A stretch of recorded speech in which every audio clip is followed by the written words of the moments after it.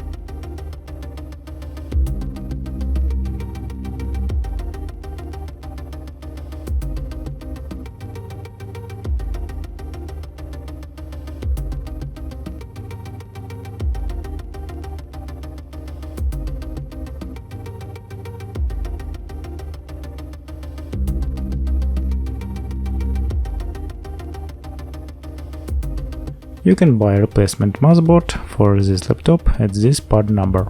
Also, in the description under the video I'll add a link where you can buy new motherboard for this laptop.